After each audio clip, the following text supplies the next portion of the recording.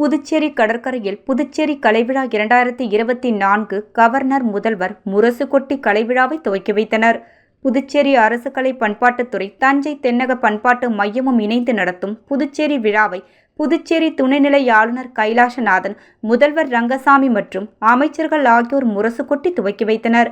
3 நாட்கள் நடைபெறும் கலைவிழாவில் அசாம், மகாராஷ்டிரா, கேரளா, மேற்கு வங்காளம், கர்நாடகம், ராஜஸ்தான், குஜராத், இமாச்சல பிரதேசம், ஜம்மு காஷ்மீர், தமிழ்நாடு மற்றும் மொகலாயா ஆகிய இந்தியாவின் பல்வேறு மாநிலங்களைச் சேர்ந்த 250க்கும் மேற்பட்ட கலைஞர்கள் பங்கேற்கின்றனர். புதுச்சேரியில் 5 இடங்களிலும் காரைக்காலிலும் நடைபெறுகிறது. விழாவில் பேசிய முதலமைச்சர் ரங்கசாமி, வாழ்வில் மகிழ்ச்சி என்பது மிக முக்கிய மகிழ்ச்சி. இல்லை என்றால் உடல் ஆரோக்கியமாக இருக்க முடியாது. மனத்திற்கு மகிழ்ச்சியை கொடுப்பது கலைகள்.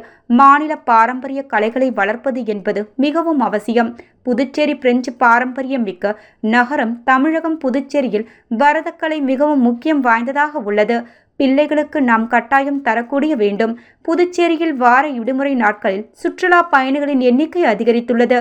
இந்தியாவிலேயே சுற்றுலா பயணிகள் அதிகம் வரும் மாநிலமாக புதுச்சேரி உள்ளது.